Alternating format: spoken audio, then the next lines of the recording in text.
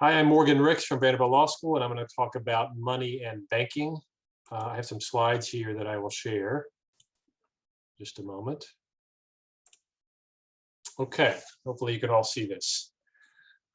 So money and banking, what does this have to do with anti-monopoly and regulated industries? And I think the way to start this, or one way to start it, is the way I want to start it, is by asking what we mean by regulated industries. And in fact, I want to use a different term, infrastructure industries, which I kind of prefer. I think it's a little more descriptive. I mean, all industries are regulated, but the term regulated industries historically referred to something fairly specific, which is sort of platformy, networky things. Networks, utilities, common carriers are what the law of regulated industries traditionally has been about. The traditional big three categories in the regulated industries casebooks, which don't get taught that much anymore, but which were big in sort of the mid to late 20th century. The big categories were communications, transportation, and energy. And these industries had some common characteristics. They were and are means to other ends, not ends of themselves. So they're inputs into a wide variety of other activities, including productive investment supported activities. They often exhibit increasing returns to scale. So if you've studied natural monopoly in economics, that concept is often relevant to these resources.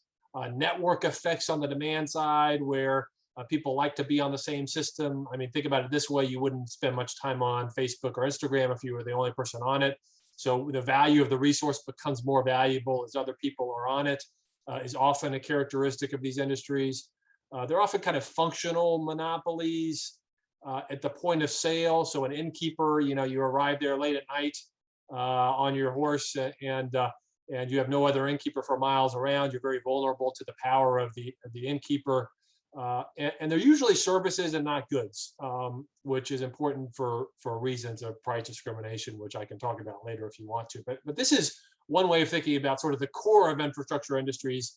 Granted, it's been a broader concept over time and other things have been included, but I think the traditional core of the field has been sort of this. And one question we could ask is, why have a law of infrastructure industries? Like, why is this a legal thing?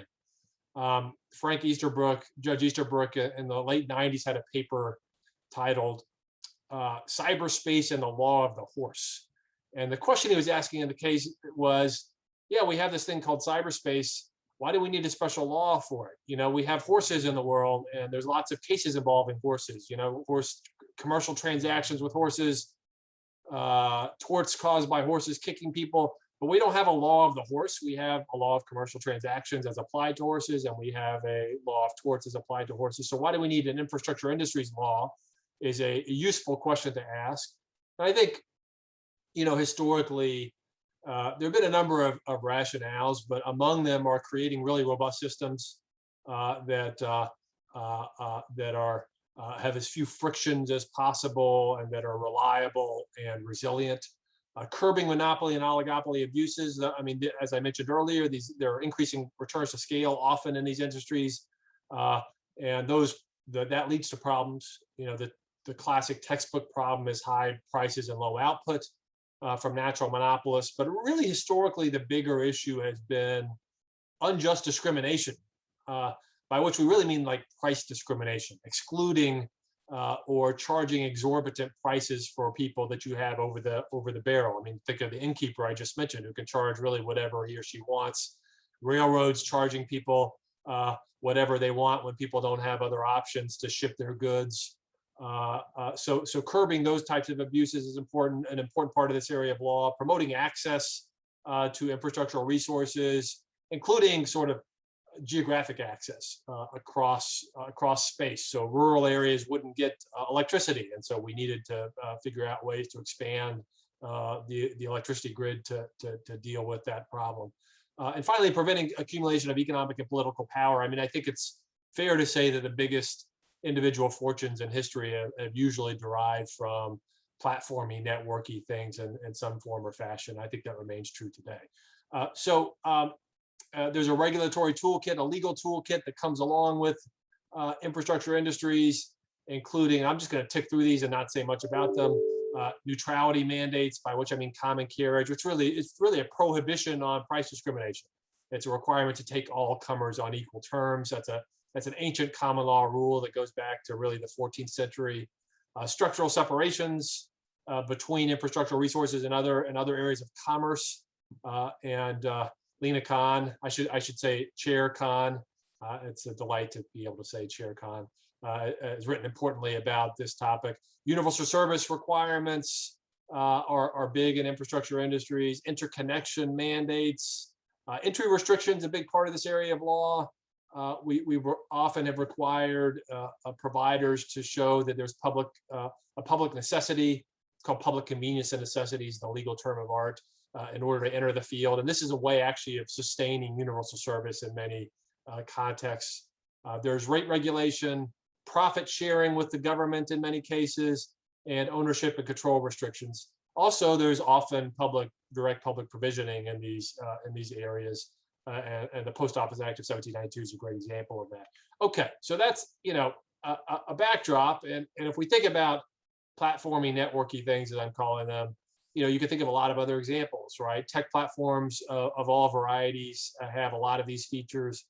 The internet itself, we can think of as a platformy, networky thing, and net neutrality is right in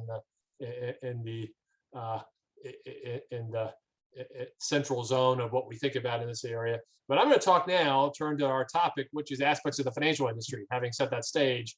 And specifically, I'm going to talk about money and banking, which is a part of the financial industry. And so I'm going to start, in fact, with the National Bank Act of 1864.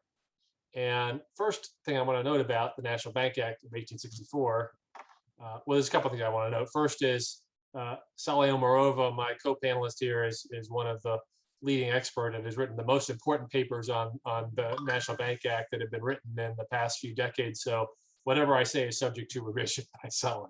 But the first thing I want to say is just note the data. 1864. This is a Lincoln administration. And we often think of the regulatory state as sort of the big bang being the Interstate Commerce Act of 1887 with the Interstate Commerce Act. And I would just note, this is more than 2 decades before that.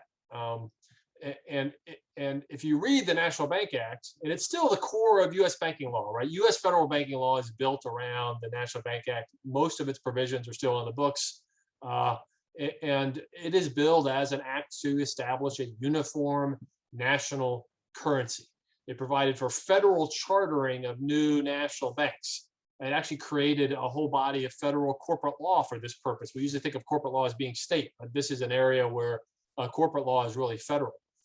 And it provided that the federal government would issue new paper money printed at the U.S. Treasury Department, secured by U.S. Treasury bonds, that would be distributed to these banks that they would then distribute on to the public. And that was really the point of this piece of legislation. And we can look at a couple of the provisions of it. It begins an act to provide a national currency. This was not an act to regulate an existing industry or to catalyze private wealth creation or to better manage financial intermediation. It was an act to provide a national currency. This was about creating a monetary framework. And in the context of doing this, the Congress had to essentially restrict entry into this zone. And we see down at the bottom here of this page, section 19, every person, firm, association other than national bank associations was required to pay a tax of 10% on their notes for circulation, 10% being entirely prohibited. This was a way of saying only the federal government's instrumentalities were going to issue the circulating currency. And so if you think about the national bank, the reason I'm going through this in detail is I want to think about how this relates to the infrastructure industries toolkit that I just mentioned. Entry restriction, I said, was a big part of infrastructure industries. Well, we have this tax on state banknotes that restricted entry. Universal service, the National Bank Act provided for broad geographic dispersion in the distribution of national banks and the notes that they issued. The idea was to have a currency that circulated throughout the country and was uniform. It had a revenue share with the government. All national banks had to share a portion of their revenues with the federal government. This was referred to by Samuel Chase, the Treasury Secretary at the time, as seigniorage, which is a term. Seigniorage is the term we use for the central bank's earnings that it hands back over to the Treasury Department. It's revenue from money creation. And in this case, we required the banking system to share a portion of their revenue with the public. There was an interconnection mandate, which is also very common in regulated industries. Each national bank had to accept each other's banknotes, and structural separations, which were added on a bit later. But my point is that in key respects, the National Bank Act of 1864 had more in common with, say, the Post Office Act of 1792 than it did with the Interstate Commerce Act of 1887. This was outsourcing of a governmental function. And we can think of national banks, to borrow a phrase from Saule, as franchisees of the federal government. They were created for a purpose, and primarily a monetary purpose. We can think of this more as procurement or franchising than it was regulation. And by the way, that analogy is very common in economic and legal analysis of infrastructure industries more broadly. So I just want to take a little quote from Milton Friedman here, the great champion of laissez-faire in the 20th century, but it bears some attention. Something like a moderately stable monetary framework seems an essential prerequisite for the effective operation of a private market economy. It is dubious that the market can by itself provide such a framework. Hence, the function of providing one is an essential governmental function on a par with the provision of a stable legal framework. So even Milton Friedman, who was laissez-faire about pretty much everything else, when it came to money and banking, recognized that this was something that the government, the public sector, needed to take the lead on and really do. So just to sweep forward a bit from 1864, we had the Federal Reserve Act of 1913, which was the next big piece of federal money and banking legislation. That's where the federal government really took over the banknote function. It nationalized the issuance of paper money, took it away from the national banks, and said, no, actually, the federal government itself is going to issue most of the paper money. It was going to leave to the banks themselves the role of issuing what we would call account money in the form of deposit accounts. Banks all became members of the Federal Reserve System. They were networked with each other by virtue of the Federal Reserve Act, even more so than the National Bank Act had done. And it provided a public backstop or lender of last resort for banks. And so we can still see that these banks are public-private things, right? They're owned by private shareholders, but they are part of a governmental system that is designed to work as an interconnected and holistic system to serve a public function. The Banking Act of 1933 then comes along after the Great Depression, and we made banking even more public, right? Rate regulation came into play. The federal government started controversially regulating the rates that banks paid on their deposit accounts. We put in place real structural separations that, by the way, had already been in place for railroads and to some extent for telegraph and telephone companies. And we applied similar ideas to banking in 1933 through the Glass-Steagall Act, which was later enhanced by the Bank Holding Company Act. Saule is also the leading expert on the Bank Holding Company Act in the Academy, so I'm everything I say will be subject to revision by Saule. And perhaps most importantly, the 33 Act, Banking Act of 33. Usually when we say 33 Act in the legal academy, people think of the Securities Act, but here we're talking about the Banking Act of 33. It solidified the public status of the money that the banks issued in the sense that deposit accounts became really a public product through the mechanism of deposit insurance. And this system, I would argue, set the stage for really an unprecedented, once we reached the real New Deal system of money and banking, an unprecedented 75 years of relative financial stability in the US, but it wasn't to last. It unraveled. The progressive era New Deal banking system came apart. And 1980 was an important inflection point. A lot of things started to happen around there. First, we started to get the really large scale emergence of money substitutes in various forms, money market mutual funds being the most well known of them, but there were others as well. And this all happened really close to 1980. And so this was an undermining entry restriction, right? Banking law had been built on the idea that we need to confine the issuance of money substitutes to the federal banking system.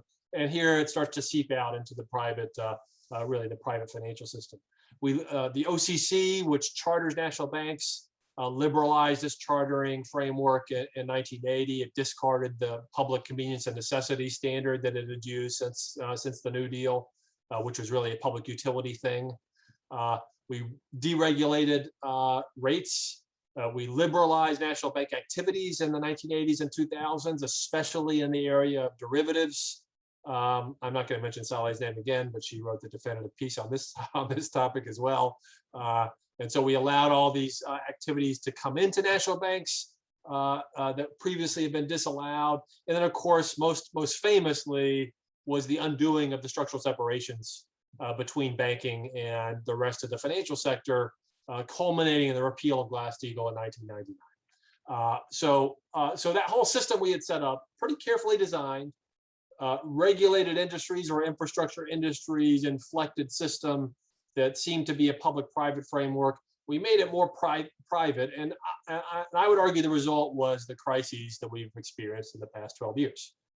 First, the financial crisis of 2008 and 9, which really at its core was a massive run on the money substitutes of various types that had been allowed to be issued starting mostly really accelerating around 1980s. Those came to dominate our monetary framework, and the Fed had to backstop them all. But that backstopping wasn't enough to forestall the worst recession since the Great Depression. And we saw a replay of all this in the first half of 2020 with the COVID crisis. We saw it's easy to forget, but back in March of 2020, there was a massive run on all manner of money substitutes, and the Fed, almost on a dime, just backstopped the whole thing. And so you might say, well, it's great. We figured out how to deal with these problems, this instability problem, but I'm not so sure. I'm not so sure we're in a good place. We continue to have this problem of runs, which may not always be able to be dealt with so effectively. And even if we do deal with them effectively, we have a lot of other problems that come from this system. We have a lack of monetary control, which results in asset price distortion and inflation. I don't know how many of you watching are homeowners, but if you're not already a homeowner, I feel sorry for you. We've seen a massive run-up in prices of assets that is a consequence, in my view, of ultimately a consequence of overissue of private monies that drive up asset prices. And we see a huge amount of rent extraction and upward distribution in the financial sector as a consequence and part of the unraveling that I've described. So I'm going to conclude here by just saying, there's a lot to be learned from, and there's a lot of resonance between our system of money and banking and regulated industries or infrastructure industries. In fact, I think that money and banking are better classified legally as aspects of infrastructure industries than they are classified with the broader system of financial regulation. I just want to conclude by saying there's a lot of other, I talk about money and banking, there's a lot of other platforming, networky things in finance that we could probably think more fruitfully about through a AMRI lens. Think about the platforms and networks in the financial sector. I just tick off a few here. Securities exchanges, payment card networks, some portions of the insurance industry, I would say, belong in this framework. Clearing houses and other parts of financial market infrastructure. Credit rating agencies, right, which is really essentially a duopoly. Consumer credit bureaus, which is also close to a duopoly. These are all platforms within the financial sector that I think can fruitfully be thought about through an infrastructure industries lens. And so I will conclude there and turn it over to Saule.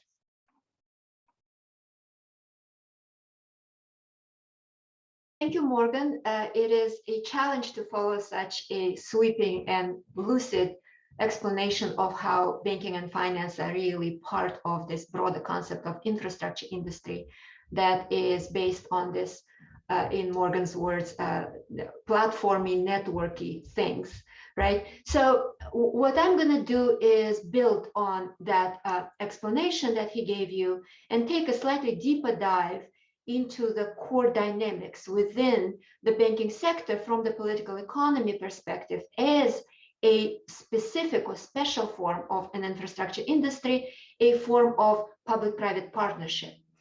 As Morgan said, what makes banking special is not the fact that, as all textbooks explain, banks supposedly provide an indispensable intermediation function between private savers of money and various users of money. Yes, they do that, but that's not what makes banking what it is. What defines it is that special relationship between private banks, private institutions owned by their shareholders, other stakeholders, on the one hand, and the sovereign government that effectively outsources to private banks the vital public task of creating and distributing and administering sovereign money.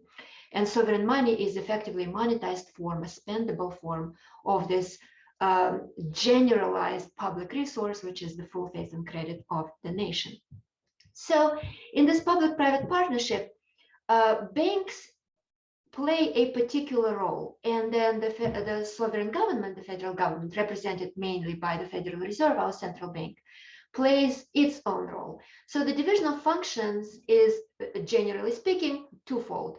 Banks are presumably much better at allocating credit throughout the economy. In other words, the way private banks create sovereign money, even though they themselves are not sovereign entities, is by opening deposit accounts and credited money to that deposit account when they extend loans to various companies, businesses, or households, individuals seeking money for various productive enterprise. That's their job.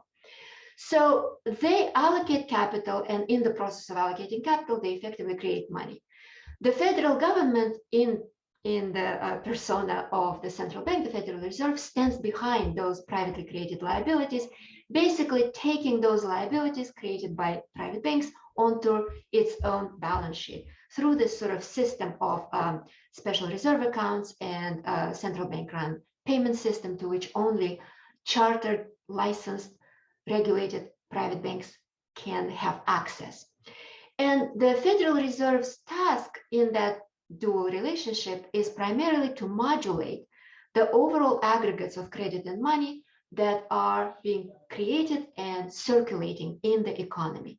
In other words, the idea is that because the Federal Reserve, the federal government, is standing behind, putting the federal government's full faith and credit behind privately created money liabilities of private banks, the Federal Reserve should make sure that those private banks do not go out willy-nilly and just extend too many loans and just keep crediting various deposit accounts of various people and various businesses without regard to the amount of money circulating in the economy and whether or not that money is supporting productive economic growth, or is it creating something like inflation, the scary word, right? So that's why the central bank basically sits in the background, right? Like the Wizard of Oz, we don't see it, we don't know it, we only hear it sometimes. Sometimes we see it on TV, right? But it basically is behind the scenes, and it's sort of supposed to conduct monetary policy and use various other levers to make sure that private banks, when they create money, put money into the economy via the route of allocating credit to credit-worthy endeavors, do not overdo it and do not accidentally put in too much money into the economy. Modulation, allocation. And financial regulation can be thought of as a special mechanism that sort of built into that system, into that finance franchise system, right? With a public franchisor that's modulating the amount of money and credit in the economy, and private franchisees, banks that create those liabilities, create that money, allocate that money to specific users in the economy. The financial regulation allows to sort of make sure that that balance stays within certain limits. In other words, that neither the private actor, private partners, nor the public partners in that partnership really either neglect their functions or basically overstep their boundaries. And this is what explains, in a very fundamental level, the peculiar prevalence in the banking regulation, as opposed to even securities, securities industry regulation or insurance regulation, to some extent, the prevalence of peculiarly structural levers of regulation, right? It's because this is a very special club. So the federal government really kind of guards the entry into that club, but it also imposes direct and clear restrictions on how each member of that club, a private firm, private company, a private bank, actually runs its business, what kinds of assets it can, what kind of risky or non-risky assets it can put on its balance sheet, and how much leverage it can incur, how much equity it has to have, and so on and so forth. But in addition to that, banking regulation in the United States also imposes clear limitations and quite significant prohibitions even on various permissible activities and affiliations that a deposit-taking, capital allocating banking institutions can actually undertake. So Morgan already mentioned basically the two most important such restrictions. One is built into the National Banking Act. That's basically saying that in order to receive a charter as a deposit-taking US bank, national bank, the institution must engage only in a particular set of business activities that fall within that sort of general heading of business of banking, and nothing more than that. Of course, for decades and decades, there's been a huge fight over what exactly the boundaries are, where they end, where does how far can you stretch the definition of the business of banking. The other structural sort of activity regulation comes from this underlying principle of separating banking and commerce, right? That's sort of the structural separations more generally. Again, as Morgan mentioned, what it means in practical terms is that US deposit-taking banks, those members of the special franchisee club, right, who create money, are by law prohibited from themselves undertaking various commercial activities, non-financial activities, and even most financial activities. But they're also prohibited from making affiliations, in other words, having sister companies or a parent company even, to conduct some commercial business or even certain financial activities under certain circumstances. So those prohibitions reside in the Bank Holding Company Act of 1956, a very important federal statute that Morgan already talked about a little bit. So that's the financial regulation as a control mechanism in the context of this functional duality of the understanding of the core dynamics of the banking or finance franchise that both Morgan and I are subscribing to in terms of explaining what's going on in the world of finance. However, this is, of course, an inherently unstable arrangement. As you can see, private franchisees, banks, they make more business and they make more money when they extend more loans, when they create more liabilities, when they basically generate a greater amount of claims out there, right? That's basically how they achieve profitability and power. And that's not necessarily so easy to modulate or control by the federal government.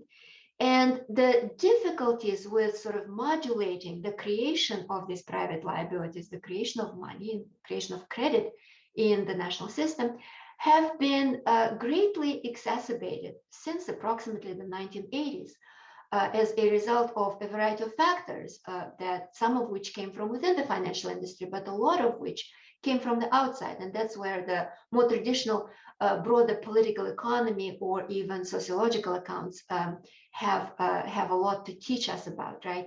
So a variety of economic instabilities came into play, inflationary pressures, so on and so forth. And technology, of course, technology began developing really at a much faster rate since the late 1980s, including advances in computer technologies and so on and so forth. And so what happened was that private banks and other financial institutions began sort of engaging in a variety of activities that did not necessarily fall within the sort of familiar ambit of what the regulatory constraints envisioned, especially to the extent that statutes were enacted in the 19th century or even in the 1950s, before a lot of the problems and a lot of the tools became available to banks to overcome those problems. So as a result of this regulatory arbitrage, there have been several decades of this excessive risk creation, excessive leverage accumulation in the banking and the financial system that sort of started shifting that balance within that finance franchise away from the public franchisor and to a great extent toward the private bank franchisees and their affiliates. Because funny enough, a lot of the functions that only licensed, chartered, and regulated franchisee banks were able to perform in that franchise arrangements gradually began gravitating outside the perimeter of the regulated banking sector.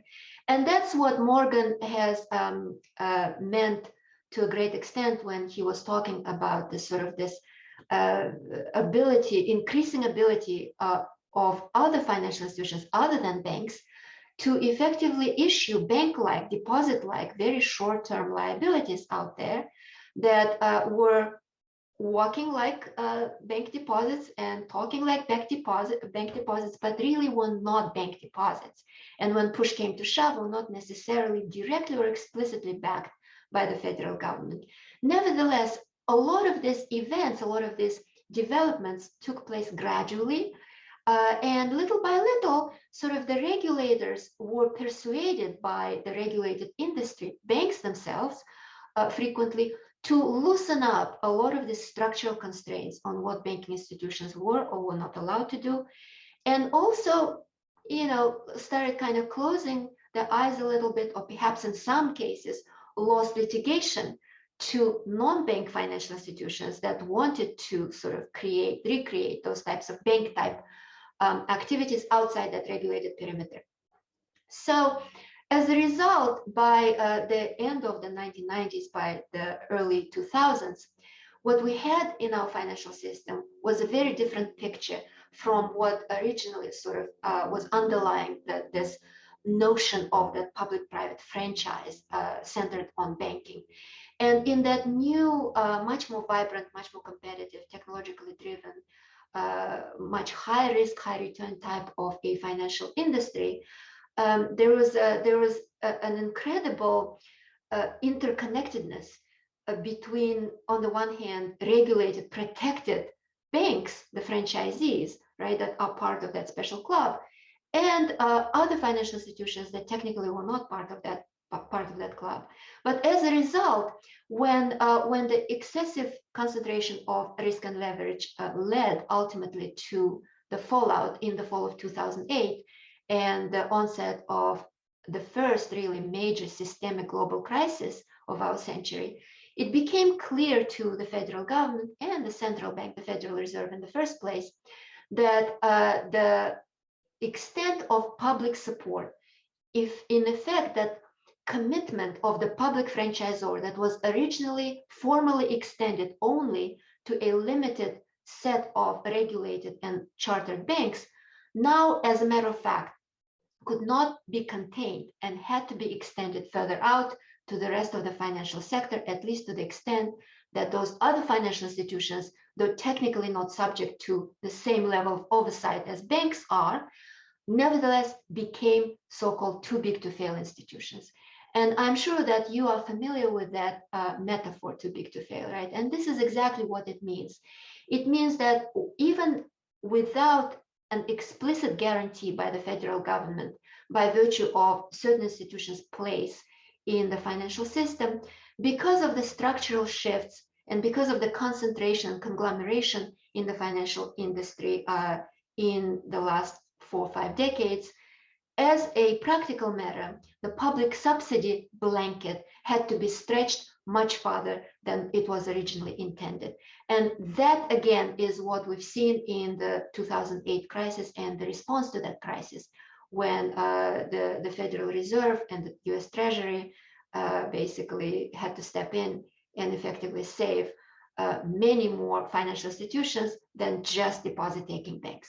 So what now, right? In the post-2008 regulatory reforms, however, the interesting thing about those reforms, and we're talking here about the Dodd-Frank Act and a variety of other rulemaking under that act, the focus has nevertheless been primarily on the modulation function within that finance franchise. In other words, there are two functions, just to remind you, right? One is allocation of credit throughout the economy that is outsourced to private deposit-taking institutions primarily, and the other one is modulation of credit and money that is basically kept by the Federal Reserve as the central bank.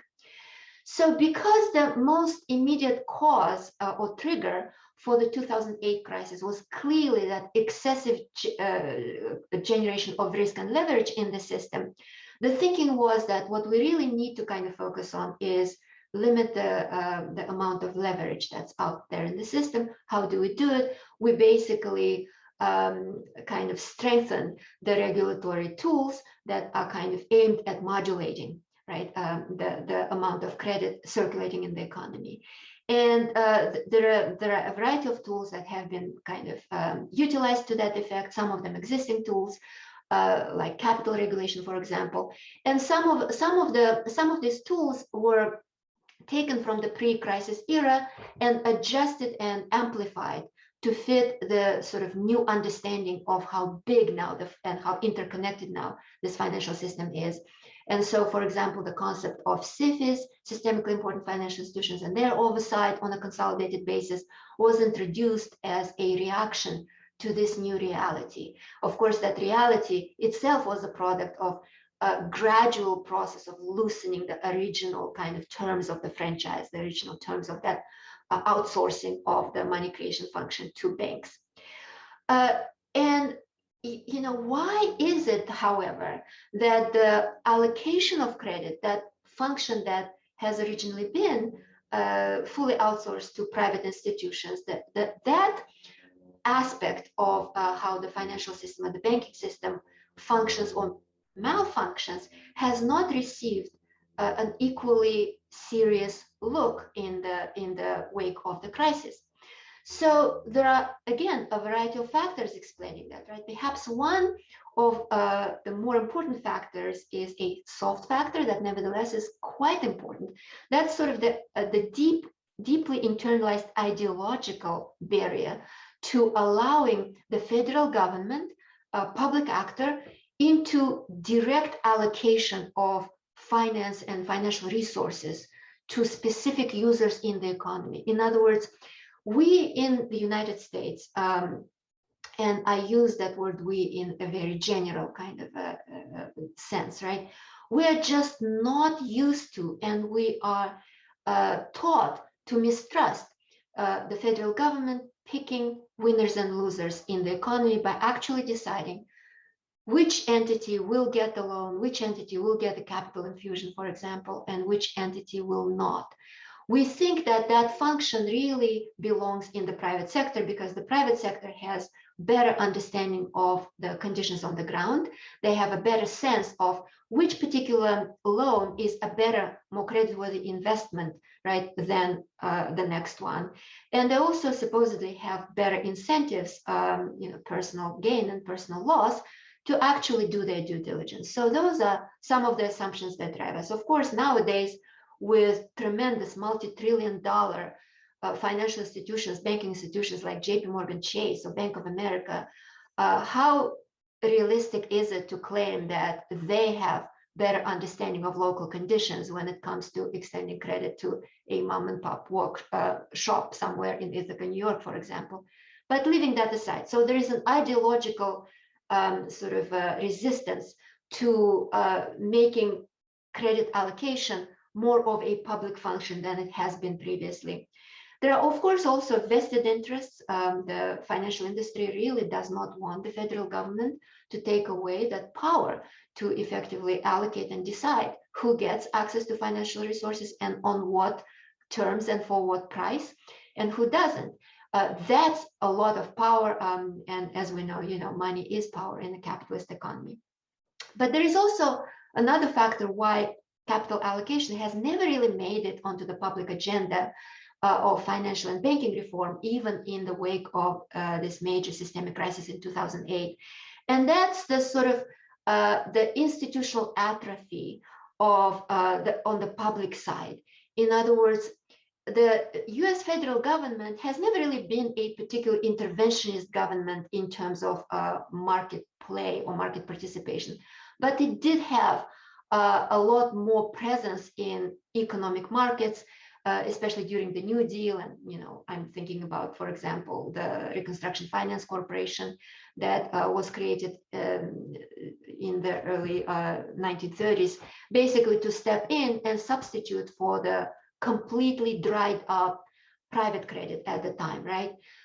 So there are some historical examples of the US federal government playing a much more direct role in economic markets and financial markets. But of course, by the time 2008 came about, none of those institutions really either existed or existed in the same kind of public form as they were back in the 1930s or maybe even in the 1950s. And what happens is that with this sort of the ideology of deregulation, with the actual loosening of regulatory controls, the federal government, the institutions of the federal government lose their capacity and their muscle and muscle memory, if you will, with respect to what it takes to actually manage and channel the allocation of economic resources into particular sectors of the economy or to particular communities, particular people in need, for example. In order to be able to do that, it's not enough to know what it is that you want at the end of that pipeline. You actually have to be able to really manage that pipeline, and that ability has been lost for the most part during those intervening decades. So where are we now?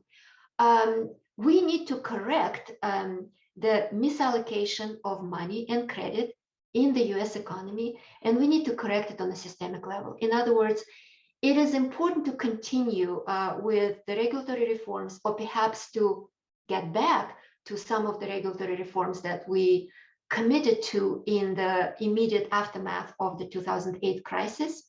In other words, we do need to basically make sure that private financial institutions do not overextend credit, that they do not create excessive risks, that they actually do perform their function of channeling sovereign money and financial resources precisely where we as the nation, as a community, really needed to go.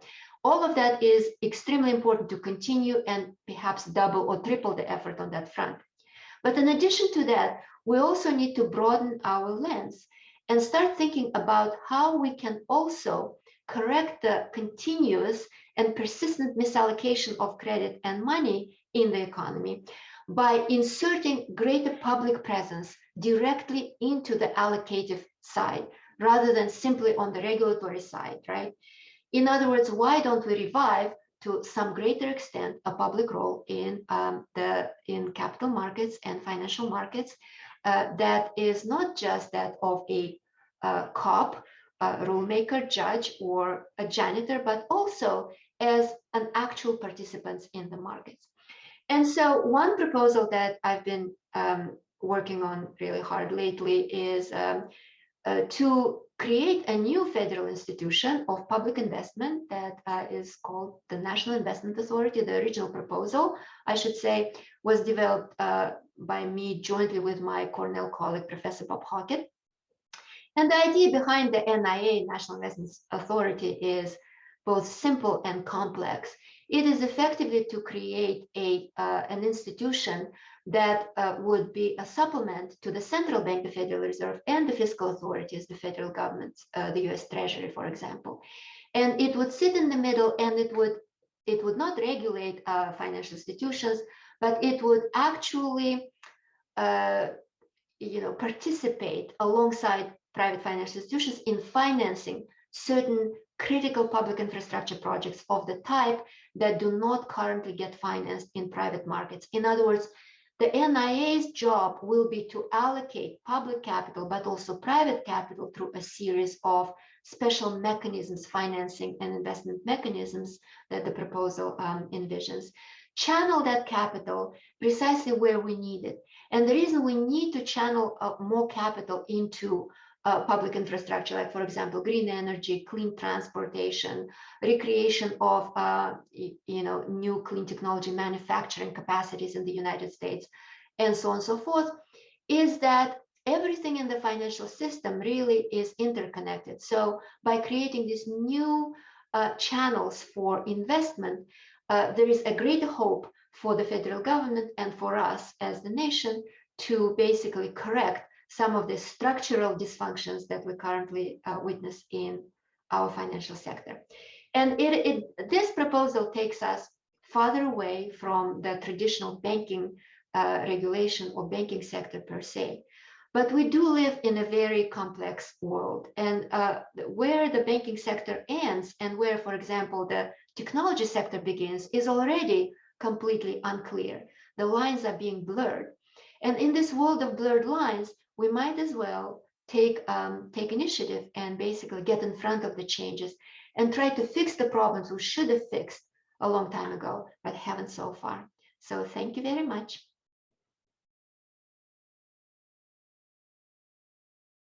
Is such a treat for me to be here with Saule and Morgan and Sabeel and all of my favorite friends in this field, and to all of you who are interested in this. So thank you.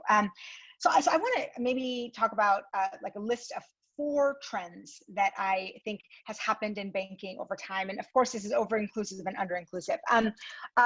One is that we've seen sort of a shift from banking and money as a political issue that is debated. I mean, like going back to Hamilton on the, debate number 2 or whatever, from William Jennings and the Hamilton-Jeffersonian fights to Lincoln and the Legal Tender Act. I mean, that was post-Civil War, the biggest issue was the gold standard, the monetary standard, FDR, all of that stuff. From being a very live political issue that people kind of understood to be political to a technical issue. And that was a purposeful shift. I know Saule and Morgan both mentioned sort of the monetarism and Friedman and Greenspan effectualizing that, Volcker, this idea that the Fed's dual mandate or just the interest rate mandate was a series of technical decisions to be done by some technical people, and don't look over here because there aren't really things that the average person can be doing about it. It was more